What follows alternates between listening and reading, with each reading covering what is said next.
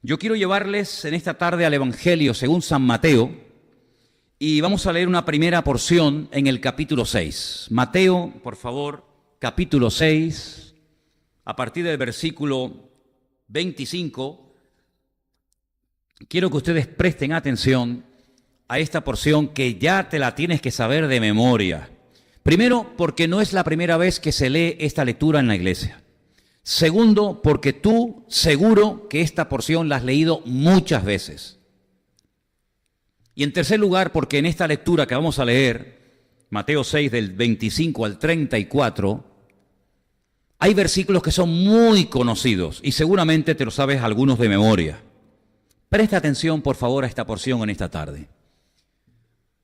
Por tanto os digo, son palabras del Señor Jesucristo, no os afanéis por vuestra vida, qué habéis de comer o qué habéis de beber, ni por vuestro cuerpo qué habéis de vestir. Pregunta el Señor, ¿no es la vida más que el alimento y el cuerpo más que el vestido? Versículo 26. Mirad las aves del cielo, que no siembran, ni siegan, ni recogen en graneros, y vuestro Padre Celestial las alimenta. Otra vez hace una pregunta el Señor. ¿No valéis vosotros mucho más que ellas? ¿Quién de vosotros podrá, por mucho que se afane, añadir a su estatura un codo? Nadie. Y por el vestido, ¿por qué os afanáis? Considerad los lirios del campo, cómo crecen. No trabajan, ni hilan. Pero os digo que ni aun Salomón, con toda su gloria, se vistió así como uno de ellos. Y si la hierba del campo que hoy es, y mañana se echa en el horno, Dios la viste así, ¿no hará mucho más a vosotros, hombres de poca fe?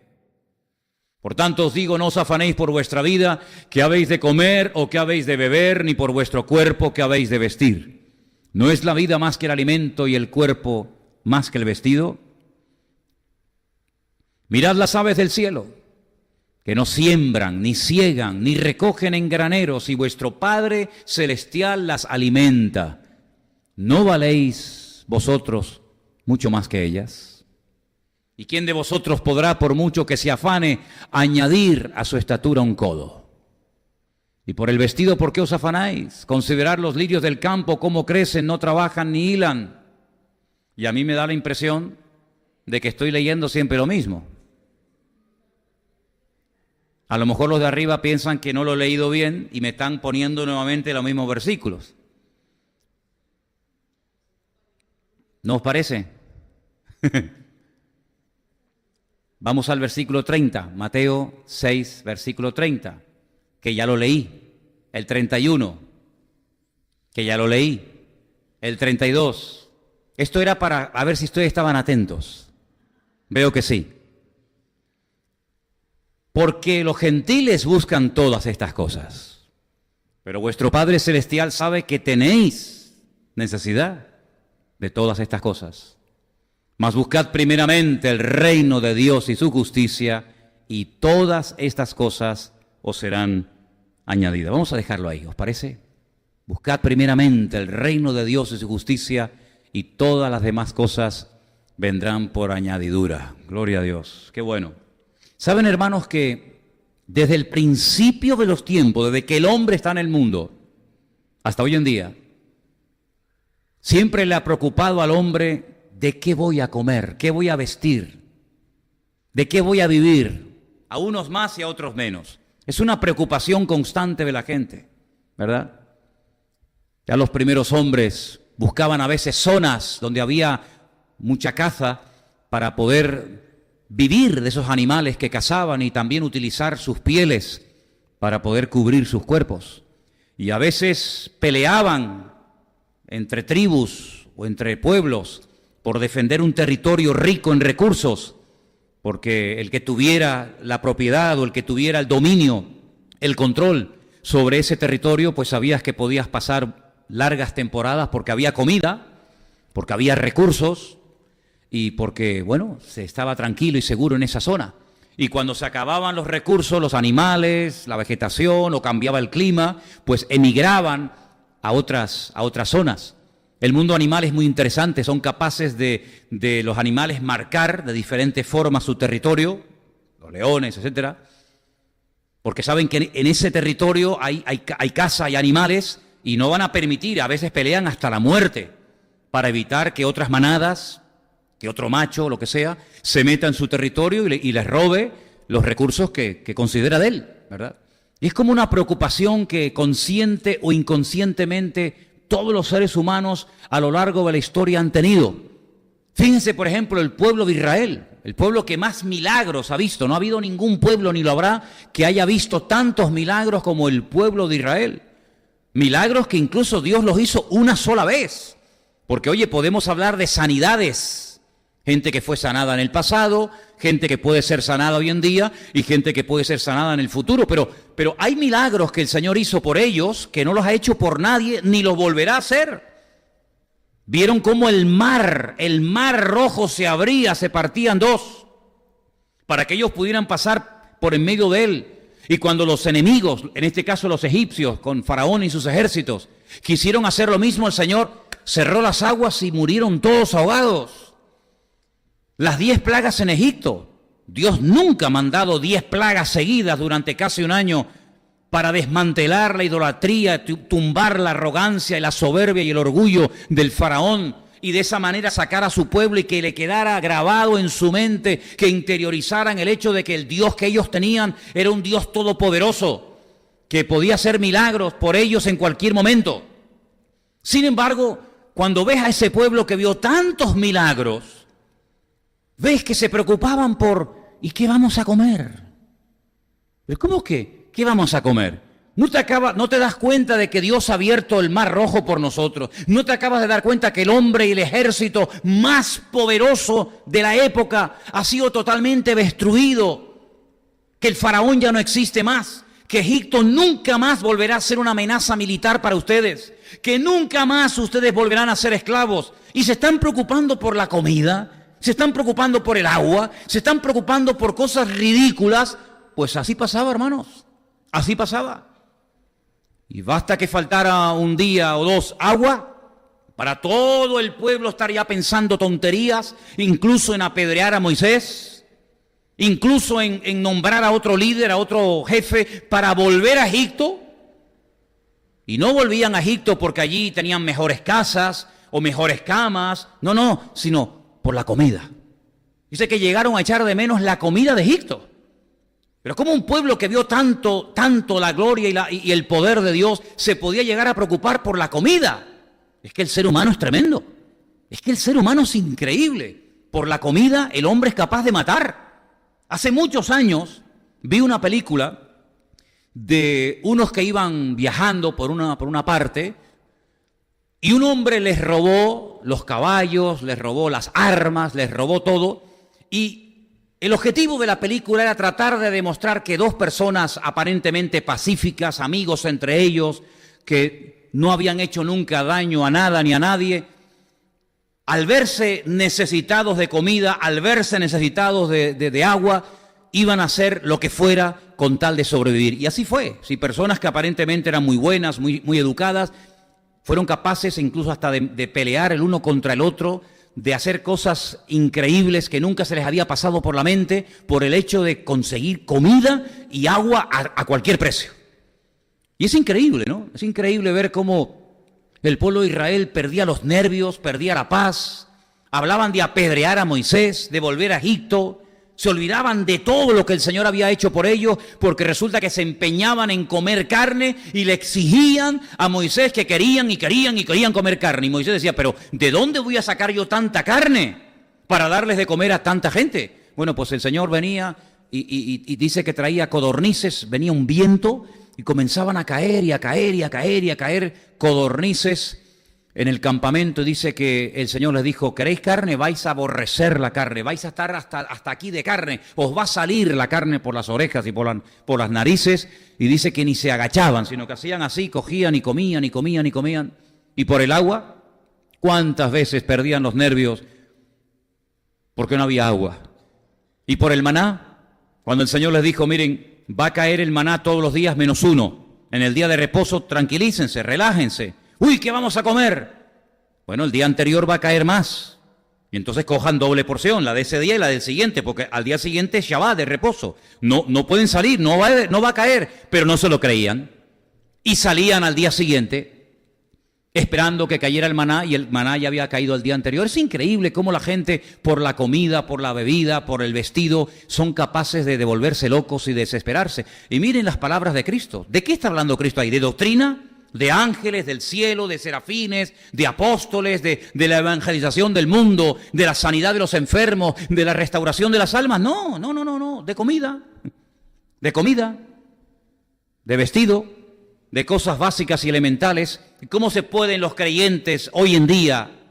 Porque claro, es muy fácil criticar a los que nos precedieron, ¿no? Es muy fácil decir, mira cómo eran los judíos y mira cómo se quejaban. ¿Y nosotros? ¿Y nosotros? Porque esas palabras las dijo el Señor Jesucristo en el Nuevo Testamento y nosotros las leemos y decimos, pero ¿cómo se puede afanar en el siglo XXI?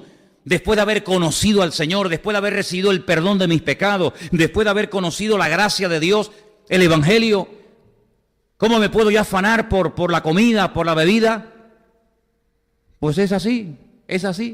Y él pone ejemplo, dice, mira, la hierba del campo sale hoy, mañana la echan al fuego. Salomón ni con toda su gloria se vistió como los lirios del campo. Las aves del cielo ni siembran ni trabajan, pero vuestro Padre Celestial las alimenta. ¿Es que acaso si yo cuido de las aves, no cuidaré más de vosotros, hombres de poca fe? Fíjate cómo trata a sus discípulos y cómo trata a la persona que duda, que teme de que Dios va a proveer sus necesidades. Como hombre de poca fe, no dice, bueno, no te preocupes. No, como hombre de poca fe. Para el Señor un hombre de poca fe no es un hombre que no sabe predicar, ¿no? Para el Señor un hombre de poca fe no es un hombre que no sabe cantar o hacer algo en el ministerio, no. Para el Señor un hombre de poca fe es aquel que no se comporta como tiene que comportarse ante una circunstancia adversa o difícil. Eso es para el Señor un hombre de poca fe. Un hombre que sale de la barca, empieza a caminar y de repente se hunde. Para el Señor ese es un hombre de poca fe. ¿Por qué? Porque no te mantuviste firme en aquellos pasos que comenzaste a dar. Para el Señor es un hombre de poca fe decir, bueno, si puedes hacer algo. Y el Señor dice, ¿cómo que si puedo hacer algo? Al que cree todo le es posible. Para el Señor un hombre de poca fe es una persona que dice, bueno, ¿y mañana qué como? ¿Y mañana cómo pago esto? ¿Y mañana cómo hago lo otro? Para el Señor un hombre de poca fe, repito, es una persona que no se comporta como se tiene que comportar en una circunstancia adversa. Eso es para el Señor un hombre de poca fe. No tiene nada que ver con predicar, con cantar, con ganar almas, con echar fuera demonios, con hacer milagros. No, para nada. Tiene que ver con nuestro comportamiento, con nuestra conducta de cada día. Porque es ahí, en nuestra conducta, ante lo material, ante las necesidades materiales, es donde ahí demostramos verdaderamente qué tipo de fe tenemos. Mire, hermano, para estar aquí en este culto usted no tiene que tener ningún tipo de fe. Se lo dan todo hecho. Le ponen las letras para que no se las aprenda ni de memoria, estilo karaoke. Póngalas ahí, las repite, las canta, no pasa nada. Le van a buscar la ofrenda, ni tiene que moverse de la silla, le van a buscar la ofrenda. Un señor que está aquí de pie 2, 3 horas, y usted mientras tanto está sentado escuchando una palabra, se lo dan todo hecho. En un culto te lo dan todo hecho, no te cuesta nada. Solamente entrar, sentarte y nada más. Y que me lo hagan todo, que haya músico, que haya uno en el instrumento, que haya uno que predique. Te lo dan todo hecho. Aquí no hace falta fe. Aquí, ¿para qué quieres la fe? ¿Para qué? Pero es allá afuera, cuando nos presentamos cada día ante la realidad de la vida, donde yo tengo que demostrar mi fe, si es que la tengo, y cómo tengo ese nivel de fe, ¿se dan cuenta? Y por eso vemos que a veces se han hecho hasta guerras, porque dicen, no, este territorio es mío, y si me lo quita el enemigo, me roba la cosecha y pasamos hambre y nos matamos unos a otros. Y a veces ha habido guerras por defender ciertos y determinados lugares. Y en la Biblia vemos incluso que personajes tan importantes como los valientes de David peleaban por pequeños terrenos de lentejas, ¿se acuerdan? Aquel personaje llamado Sama, del cual nos habla muy poco la Biblia, pero este hombre se jugó la vida y dice, bueno, pero al fin y al cabo, ¿qué estaba defendiendo? ¿Por qué estaba luchando este hombre llamado Sama? ¿Por un castillo? ¿Por salvarle la vida al rey o a la reina, a los hijos del rey? ¿Por la paz de Jerusalén? No, por un pequeño terreno de lentejas. Así de claro.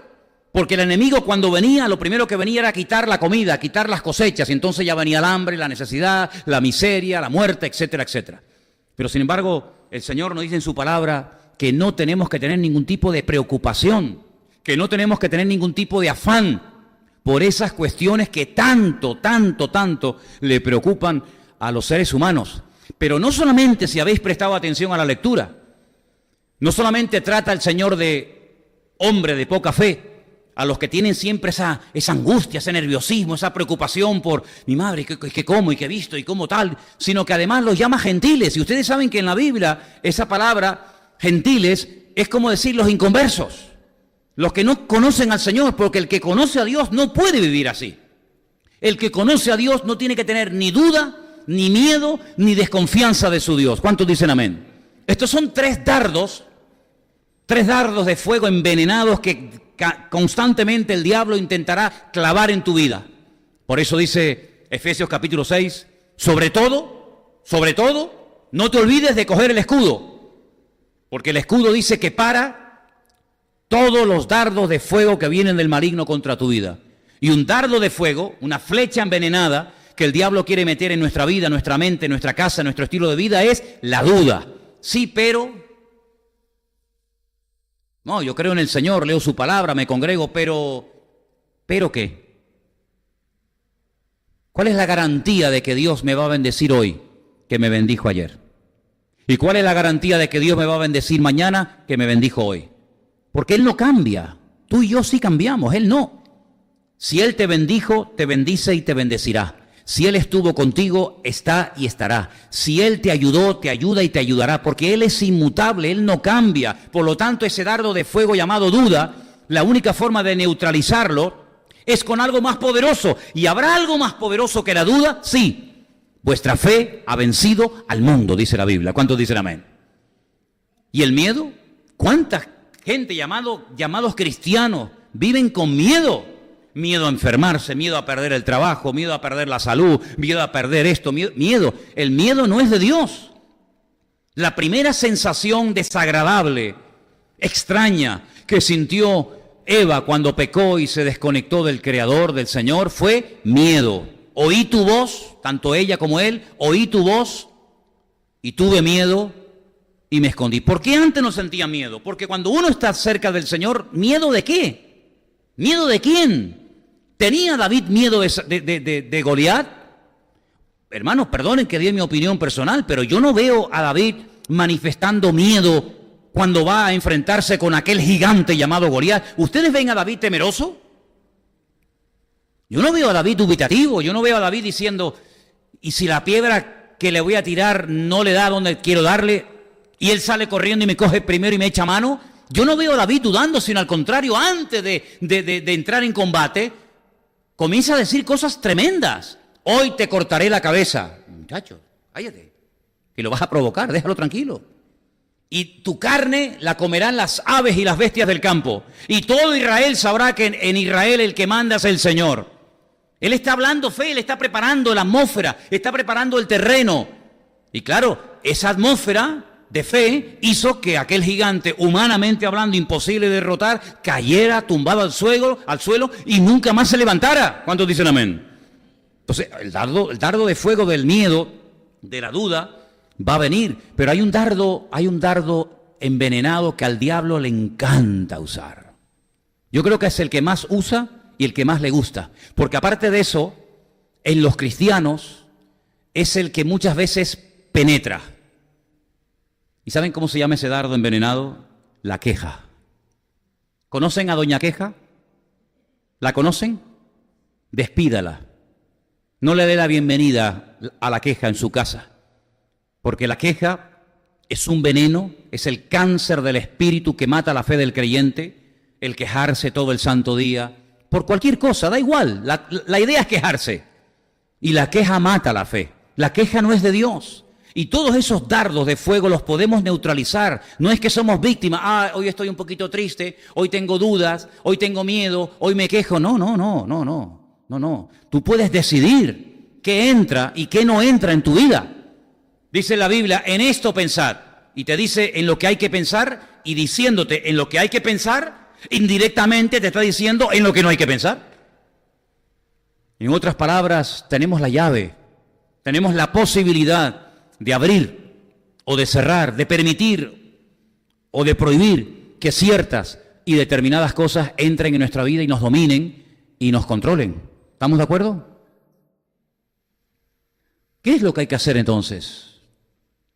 Bueno, nosotros, los seres humanos, en esta época de la historia, hemos diseñado un estilo de vida que no tiene nada que ver con el estilo de vida de la Biblia. Empezando por la comida, que generalmente hemos decidido, no sé desde cuándo, pero hemos decidido que como mínimo hay que comer 3 veces al día, ¿no? Desayuno, almuerzo y cena. Y después entre comida y comida lo que entre, ¿no? Pero ¿cómo se vivía en los tiempos de la Biblia? Con 2 comidas al día. Con 2 comidas al día.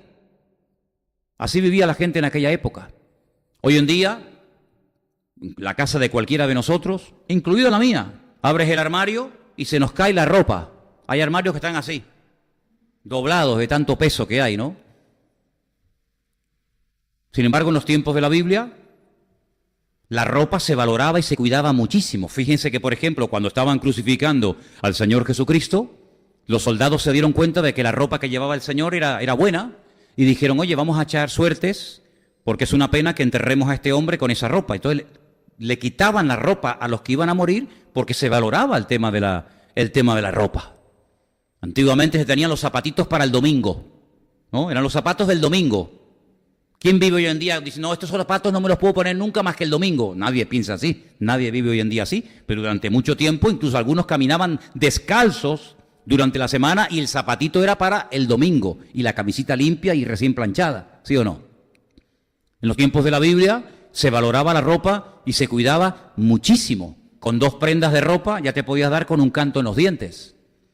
Pero había algo también muy interesante y es que la gente dependía, si no de la naturaleza, de Dios. Y eso se ha ido perdiendo.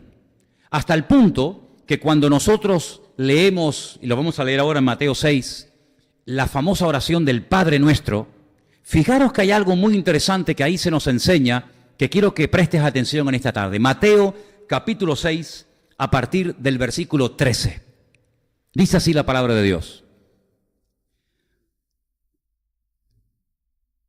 Y no nos metas en tentación, mas líbranos del mal, amén, porque tuyo es el reino, el poder y la gloria por todos los siglos, amén. Ponme, por favor, pónmelo desde el principio, el Padre Nuestro, si no te importa. Porque hay una frase que tiene que ver con la comida, con lo que estamos hablando en esta tarde. Ok, vamos a arrancar. Cuando oremos nosotros, no seamos como los hipócritas, porque ellos aman el orar en pie en las sinagogas y en las esquinas de las calles. Esto todavía se puede ver, todavía esto se puede ver, aunque parezca mentira. Para ser vistos de los hombres, de cierto os digo que ya tienen su recompensa. Mas tú cuando ores, entra en tu aposento, cierra la puerta, ora a tu Padre que está en secreto, y tu Padre que te ve en lo secreto, te recompensará en público. Y orando no uséis vanas repeticiones, ¿no? Conocemos esas oraciones repetitivas, ¿verdad? Como los gentiles, que piensan que por su palabrería serán oídos. No os hagáis pues semejantes a ellos, porque vuestro Padre sabe de qué cosas tenéis necesidad antes de que vosotros se las pidáis. Vosotros pues oraréis así. Ahora leemos el famoso Padre Nuestro que dice, Padre nuestro que estás en los cielos, santificado sea tu nombre. Venga a nosotros tu reino, hágase tu voluntad, como en el cielo, así también en la tierra.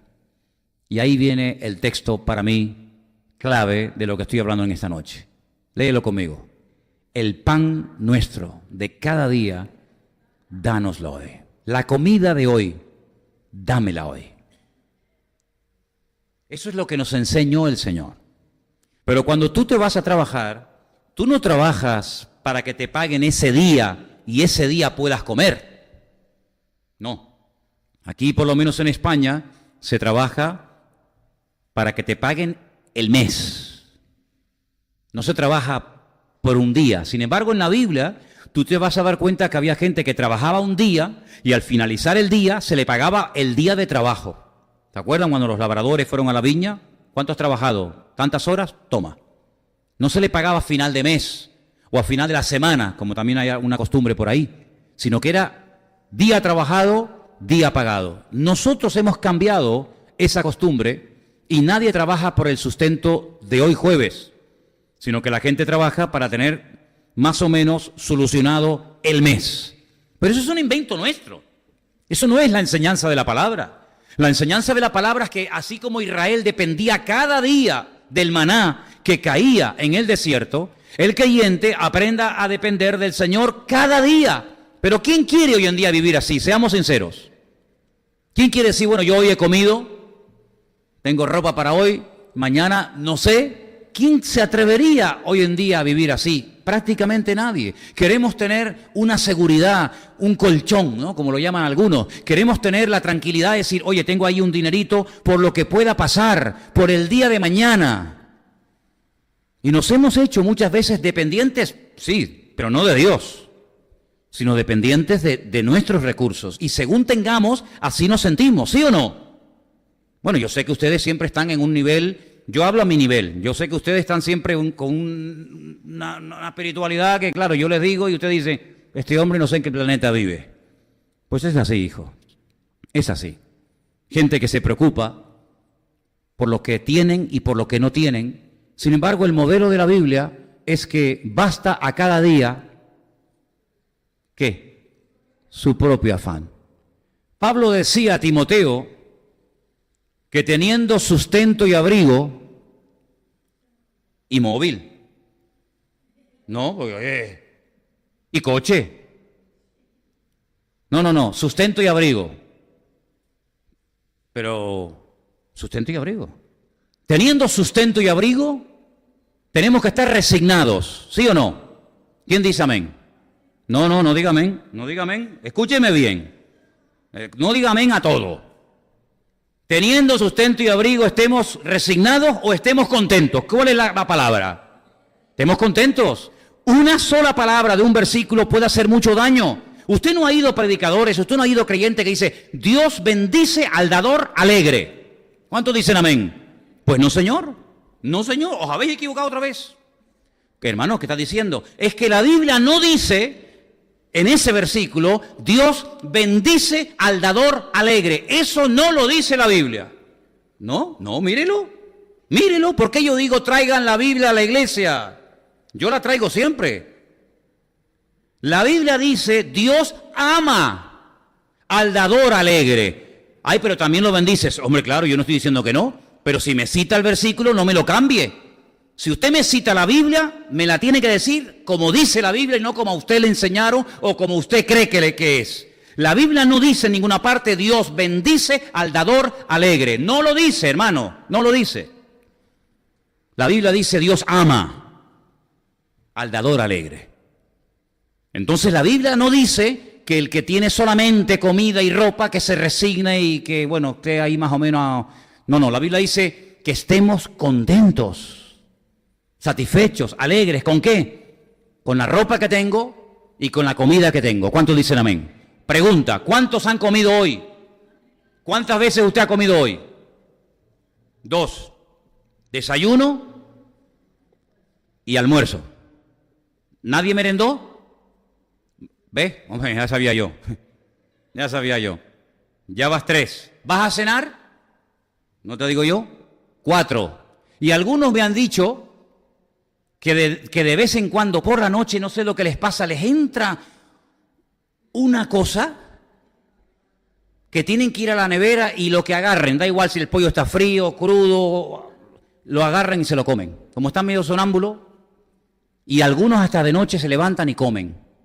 Y la Biblia dice que si tenemos la ropa y si tenemos comida, tenemos que estar contentos con esto.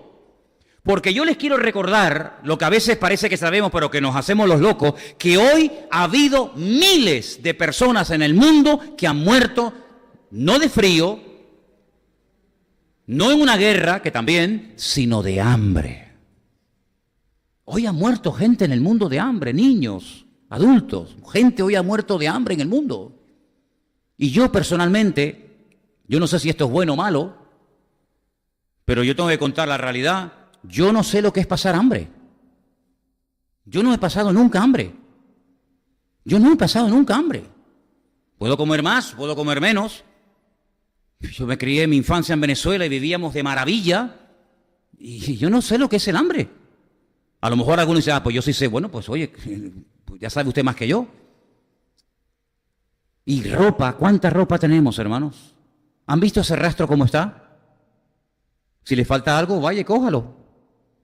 Tenemos de sobra. Pues teniendo eso, tenemos que estar contentos. Pero es que además de eso, somos hijos de Dios. Además de eso, mi nombre en este momento está escrito en el libro de la vida. ¿Y el tuyo? Además de eso, tengo toda la palabra de Dios en mi mano y la puedo leer cuando yo quiera. Puedo saber lo que Dios le habló a Moisés, a Elías, a Jeremías, a Daniel, los milagros que hizo Cristo, los sufrimientos de Job, las victorias de David. Puedo saber todo eso porque tengo toda la Biblia en la mano, cuando han habido millones de creyentes, hermanos nuestros, que nunca tuvieron ni una página de la Biblia en su mano. Así que tenemos millones de motivos para decir, bueno, Señor, yo soy un privilegiado. Me considero un privilegiado porque tengo un Dios vivo, verdadero, tengo comunión con Él, tengo familia, tengo esposa, tengo hijos, tengo ropa, tengo comida, tengo una iglesia donde poder congregarme. Nunca, jamás te han dado una cuerada, nunca te han metido en cárceles, nunca te han torturado por venir a la iglesia, nunca. Como si eso fuera la tónica en todas partes del mundo. No, hay muchos hermanos que no tienen una iglesia donde congregarse. Oíamos hace unos días a nuestra hermana Miguelina diciendo, hermano, valoren caramba lo que tienen, que yo llevo 2 años sentada en la sala de mi casa viendo los cultos por televisión o por internet, ¿verdad? Porque no tengo una iglesia donde poder congregarme. Entonces no hay motivos para dudar de la provisión de Dios, no hay motivos para dudar de que Él es poderoso, porque Él nos ha demostrado con creces que Dios es fiel. ¿Cuántos dicen amén? Dígaselo a la que está a su lado y así de paso lo despierta un poco. Dígale, hermano, Dios es fiel.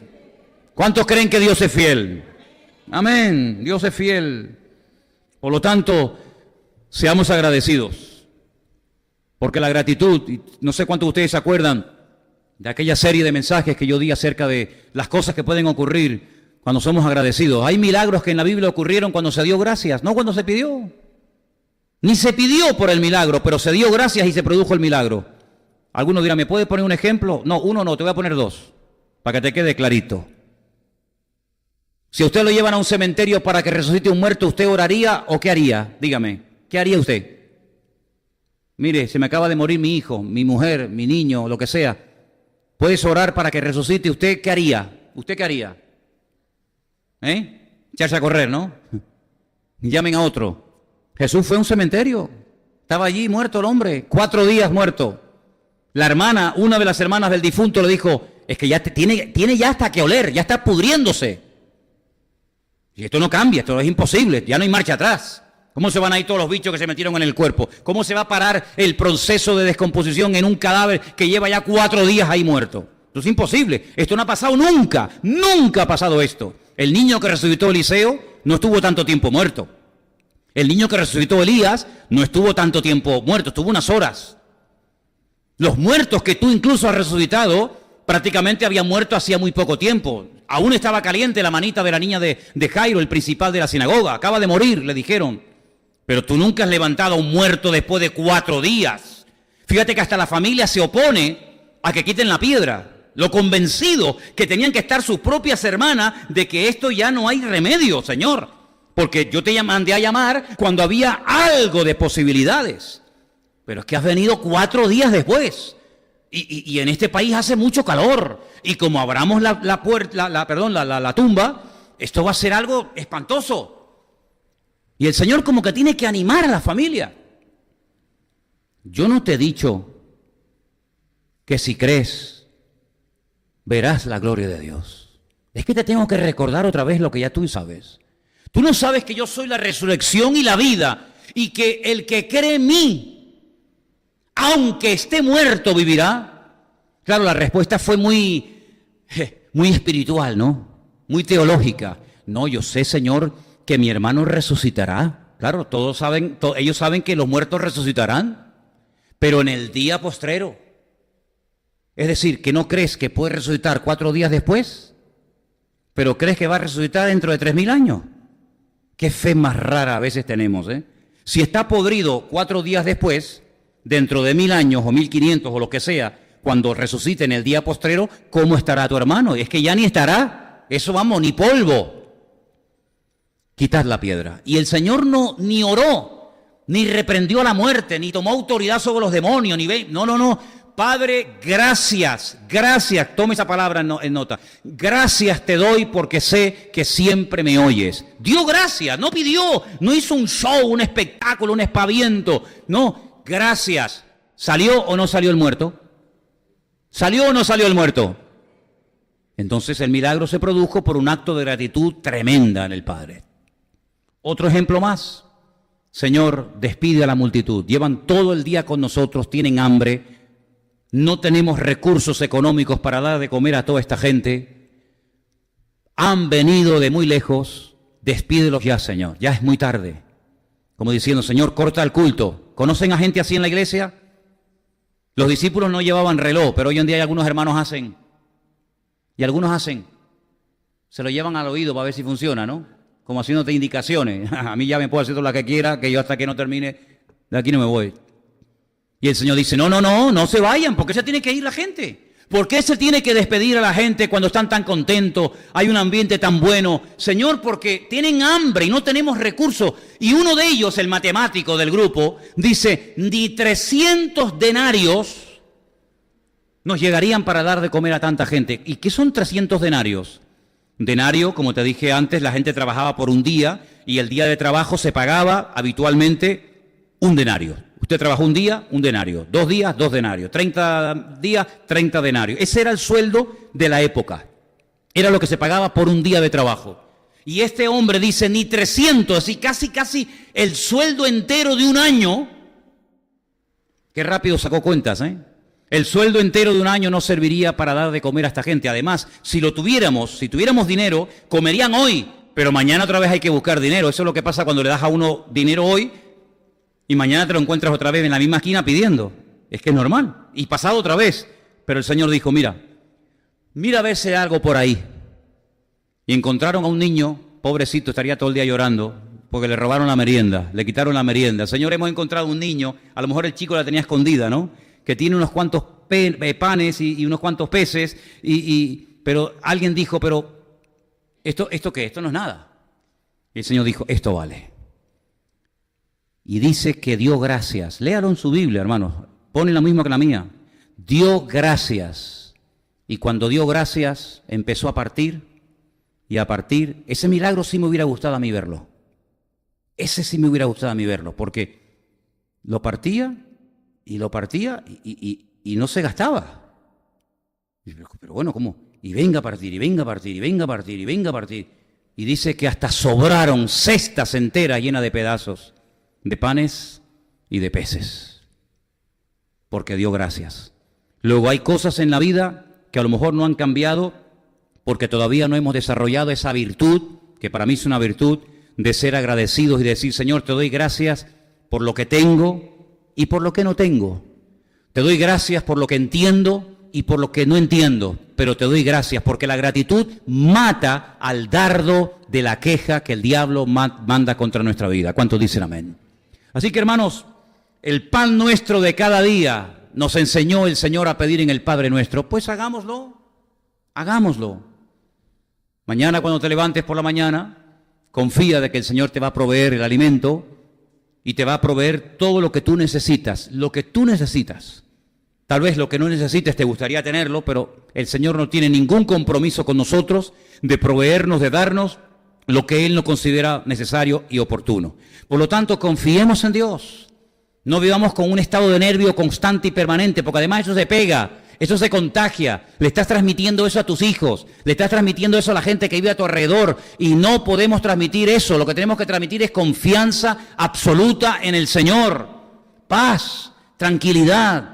Tú guardarás en completa paz a aquel cuyo pensamiento en ti persevera. Y añade, porque en ti ha confiado. Por lo tanto, hermano, nuestra confianza tiene que ser constante y permanente. ¿Usted confió ayer? Sí, amén, ya está. Pero hoy haga lo mismo y mañana empezamos de cero. Y así, si cada día vivimos con esta confianza, con esta dependencia del Señor, cada día verás la gloria del Señor en tu vida. ¿Cuántos dicen amén? Quiero volver a leer la porción del principio.